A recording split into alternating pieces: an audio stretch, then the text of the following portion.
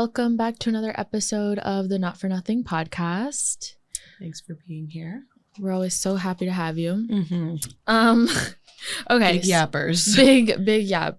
So recently I was, perusing social media, as one does. And I noticed that the local bagel shop near my college closed. And it's created such a frenzy and people are very concerned. For context, if you're from New York, it's Absolute Bagels. And it happened like overnight. Like, really? Yeah, it's not like, oh, there was discussion. Apparently, yes, the owner was very old and there were like discussions of what was going to happen next. But there weren't really like, rent conversations. Like there weren't like previous threats of them closing. Just like overnight, they were just closed. And then people found out that the health department had like issued a few violations like the week before.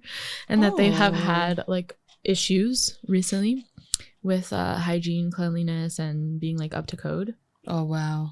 But it made me really think about how codes are important, but it also like it's probably impossible for a bagel shop to be up to code. Right. And like make revenue. Like part of it needs to be kind of scrappy. Like that's how you want your bagel shop to be. Yeah, I would agree. Like the cream cheese is gonna be out all day. It is, you're saying? Yeah. Yeah, but it could be, those things are usually like fridges. Exactly. But like as long as it's at the proper temperature. Exactly. Whatever. I don't care. What's it changing? It's like being at an ice cream shop. Exactly. You want to see the product. So I really think that there is a gentrification of the bagel shop industry.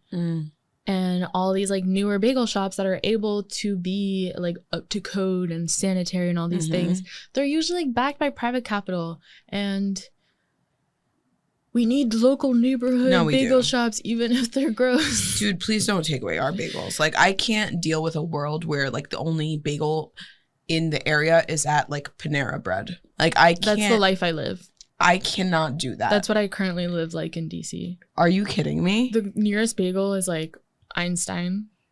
Which is a chain. Yeah. I've never had one before. It doesn't speak to me. It's not good. And then I have a Panera near me. And then I have, like, hip, trendy bagel DC spots, but they're like 40-minute, I'm not gonna lie, I had a bagel when I was in DC. It was one of the worst bagels I've ever had. I haven't even ever gone to a spot. Yeah. That's such a shame. Yeah. But I am worried that it's gonna happen in New York too, and they're gonna start disappearing, and you're just gonna have these like big hipster chains. Yeah, there's gonna be no more pizza. It's just gonna be and pizzas everywhere you go. And pizza's fucking disgusting. It's not good. It's like, not good. It's not pizza. No, that's a flatbread. It's a flatbread. That's a flatbread. And it's not very good. Right. The one near me just closed. You know what's so sad? I remember one day I was online for Kazunori. Ugh, love. And with my friends. And we were so hungry online waiting that we had to get an and pizza and split it as an appetizer. And that was the first and last time I'll have pizza ever. I didn't even know they had them in New York. Yeah, they do, unfortunately. They have one in Williamsburg. They have one fucking Flatiron. It's a terrible chain. It's not good. And you're coming to a city that has nothing but bagels and pizza. And they got in like a lot of trouble in DC. For what? So recently they got in trouble because they're they made a advertisement about like they were doing like a sweet thing with Marionberries. I don't know what the strawberries. Yeah, it's like that special like berry from like Oregon. Oh, maybe I don't know what you're talking about. It's kind of like a blackberry, but it has a like specific taste. But it's called Marion Berry. Cool. I want to try that. It's very good. And if you go to the Pacific Northwest, like a lot of the desserts will be like Marion Berry stuff. Oh, it's so good. But anyways, they were doing this Marion Berry like, I forget, like buns or some shit with the dough. And they had made the advertisement like as a joke, which is not a good joke, about the previous, like one of the older mayors of DC who I forget what his name is. It's like Marion. It sounds like Marion Berry too. Okay. But he had like some like drug issues. Oh. And they basically made a joke about how like the powdered sugar on the buns was like, you know, something else. There was something, I think the tagline of the ad was like, so good, like even the DEA will be like looking type, you know, like they were like alluding to it like being coke. Right. And people were like, this is a very bad joke about like the first black mayor of DC. Oh, that also changes things. Yeah, it was very weird. So yeah, that I could see that being controversial. Yeah. I see why that happened. I will say, I will give a nod to the copywriters for having a very layered approach to the pop culture approach to it, you know, because you obviously like you're local enough to know that. So I do respect that. Exactly. Potentially should have stayed in the, you know, in the notes leading up to the campaign. Yeah, and so the family was very upset. Yeah, understandable. And is the former mayor still living? Okay, so no. They said the Marion Berry Knots have enough powdered sugar that will have customers bumping elbows to order and even force the DEA to look twice. Ooh. Don't love that. Can I see what the pizza looks like though? It was like a flatbread with the berries on it and powdered sugar. Oh, where's the photo of it? It was just like knots. Oh. With like powdered sugar and the like berry thing. Like little blintzes almost. And then yeah, his How do you name feel about blintzes? Really? Feel fine. I kind of like. Probably good if made well. I've only had like weird shitty ones. I've had the shitty frozen ones. Yeah, like. But I feel like they'd be really good. My palate has matured since I've had them. But yeah, so fuck and pizza. Yeah, I agree. Fucking pizza. It was a bad joke. Fuck and pizza to begin with. It just tastes like shit. And that's where people were like, you were already an annoying brand. Right. I was looking for a reason to cancel. So it like didn't land right. and people were saying it'd be very different if like. No, actually, it was a bad joke. Like, it's not a good joke. It's not a good joke. Like I said, clever. Especially because of the historic criminalization of like crack versus cocaine in black communities. Exactly. Like it's just that's what makes it so unfunny. But like, okay, you like, you know. I'm proud of you for having the cultural awareness to make the joke. But not so proud of your execution. It was not good. Yeah. You could have still made it corporate food chains. You could have still kept the name about the mayor. Like that was funny that his name is similar to the name of the berry. Right. Oh, berries. I want to talk about, did you know that, have you ever had a huckleberry? I've had like huckleberry things. Do you like? Yeah. I think nothing has ever compared to like a real fresh huckleberry just pulled. I've never had like a. Oh my God. Literally. Is that your new obsession? No, I tried it actually on a farm in California. Mm-hmm. And I was like, I had never tasted anything so good. But then my Instagram friend, has been going on work trips to Montana. And did you know that's like home of the huckleberry? No.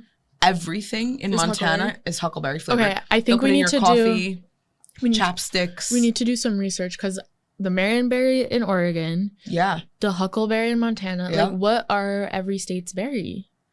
Yeah. I'm sure there is.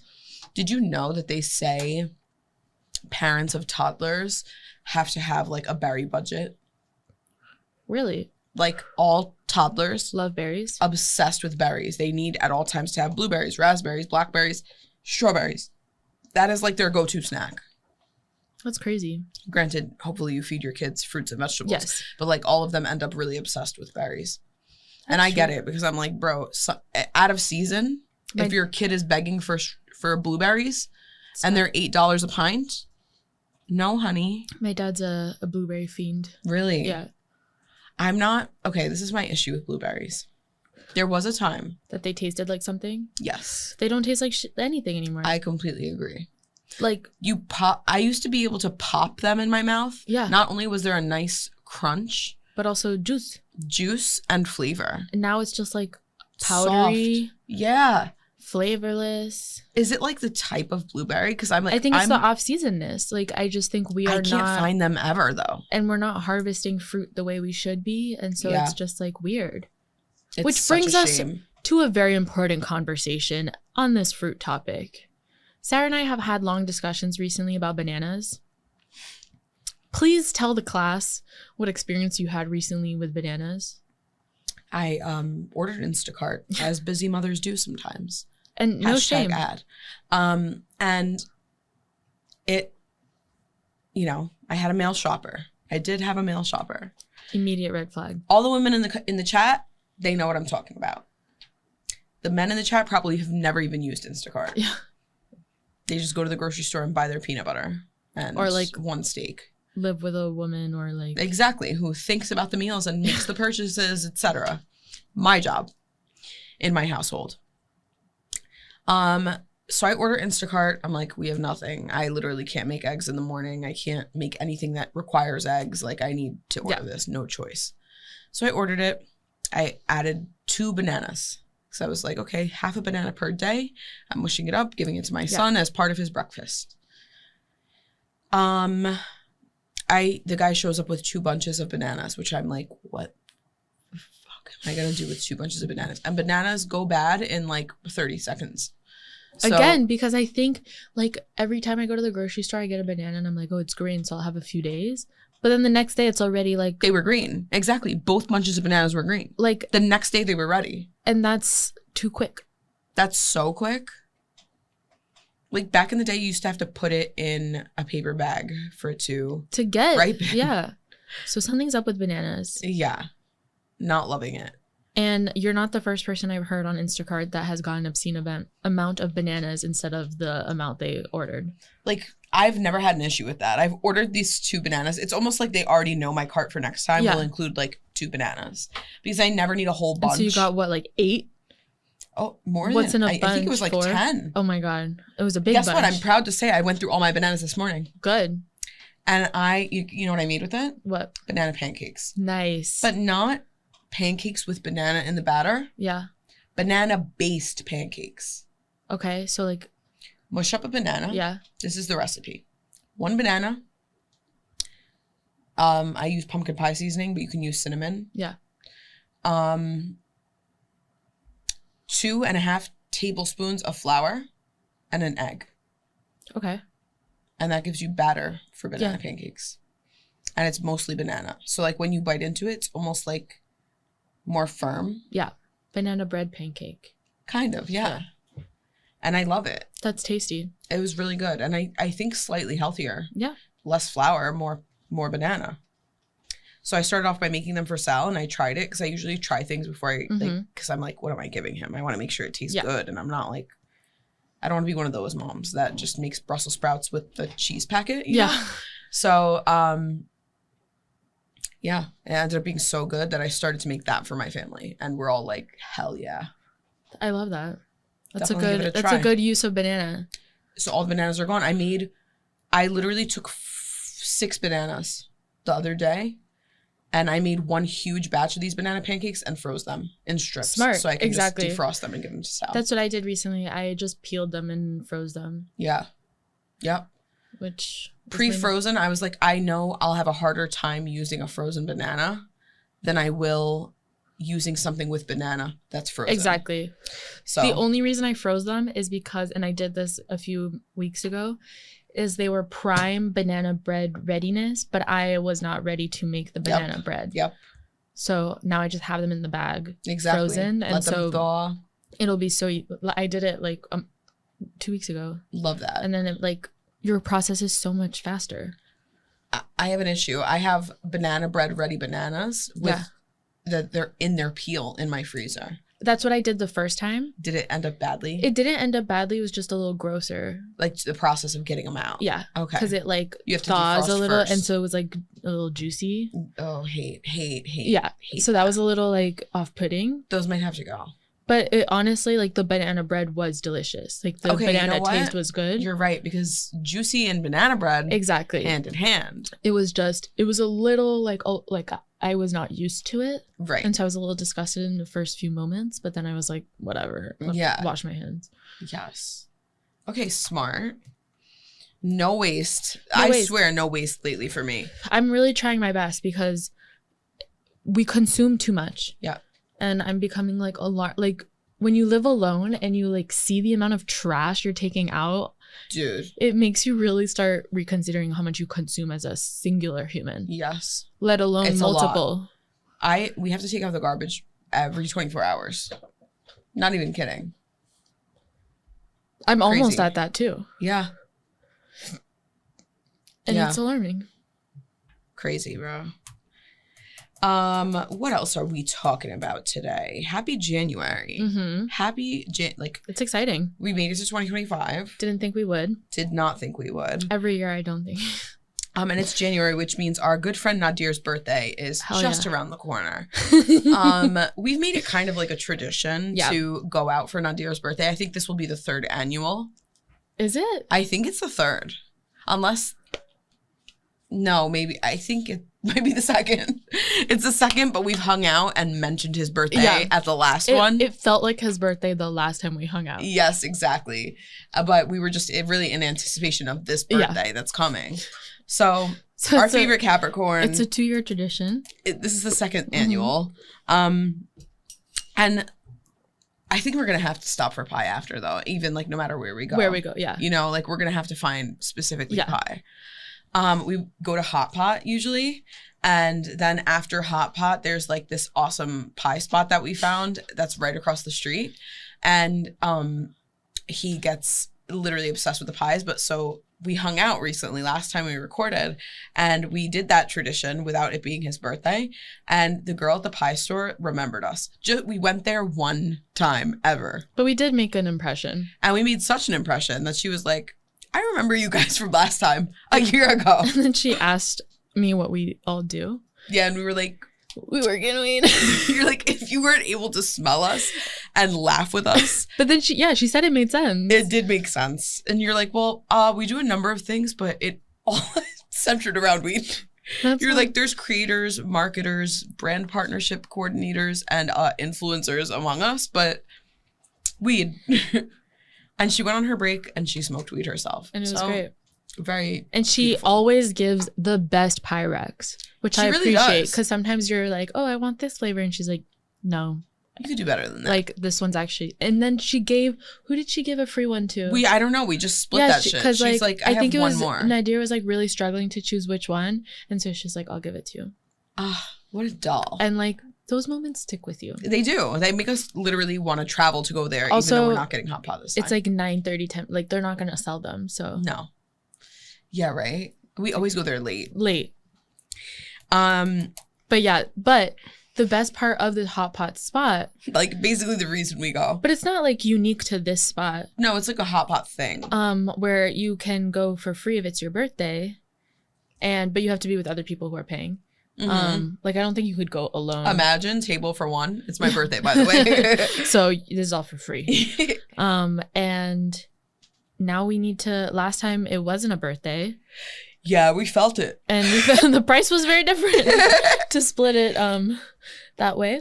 And so we have decided that we need to start a business of fake IDs for Hot Pot spots. Yeah, it might be a better deal to pay to get a fake ID than and get a free meal on your birthday. I don't know how much fakes are going for these days. That's also true. Actually, back in the day, I paid $125. I probably got so taxed along the way. I bet there were like 4 people in the chain of command that were like taking their bit. Their cut. It's like, okay, I found these 2 people, so my fake ID is free. You there know, were always that like, oh, I'm gonna do a big order, like exactly huge. Why was that big orders? I guess it's like because they were coming from overseas. Yeah. But that's just which so was hilarious. Also so sketchy. You just have like a package of multiple fake identification, like literally coming to you in the mail. Being the true organizer of that, you kind of do deserve your cut. And you most likely had to be doing it through crypto. Right? Which that was like a dark web situation. I texted the girls the other day. I was like, I feel so bad for all the like people in college who like were the orderers of all this stuff and like used up so much Bitcoin and could be so rich right now. That's so true. Because back then it was like 1-to-1. You know, you were just using it as like just a method to pay. Yeah, like a encrypted way to pay. But now it like has more value than the dollar. I wonder if it was done through Bitcoin. Because I'm like, no way these Long Island idiots. A lot of the shit like I was through Bitcoin. Really? I don't know about like all the fakes, but a lot of the substances I remember. Oh yeah, no, that's for sure. Because like that was an obstacle, right? Obviously, yeah, crazy. But the IDs maybe not. I'm just like, remember ID Chief? No, was it like a website? It was a website. It rings a bell, but like. So I'm like, and then it got shut down. But it's remember crazy. Silk Road? You do. I do remember. I that. mostly feel the impact of it closing. But Did it close? Yeah. When? Now it's like what, on version 3 or 4? Oh. It's like new. Okay, iterations. so it still exists. Like there's a version of it that exists today, but right? Like the OG. Gone. My favorite, and the guy's in jail, but... my favorite movie sites have shut down. I've had a hard time finding a replacement on Reddit. That's tough. If it ain't on Reddit, where is it? Fucked. I have to go on the dark web to find a fucking movie streaming website. And the dark web used to be like, I haven't been in a minute, but I would hope it has changed, but it was sketch back then. Like I'm like wondering, is it sketch at all anymore? Because it's like it's so not 95% of the people on there are narcs. Yeah, because it used to be like you could like buy people's like you could get hitmen. Like there was some sketchy shit if you weren't using your filters correctly. I think I was going no filter. You know, I was raw dogging the dark web. Like if you're just perusing, you'd like stumble upon stuff that you were like. I would be scared organ harvesting. I'd be scared at night to be on it because it feels like a scary movie. It's like using a Ouija board. And you have to use a torrent, whatever. Like it was a thing. Yeah, I remember like I had met up with my friend to explore the dark web. Like you want to go? You want to look at it? Should we take a look? Crazy shit. It was sketch. Very scary.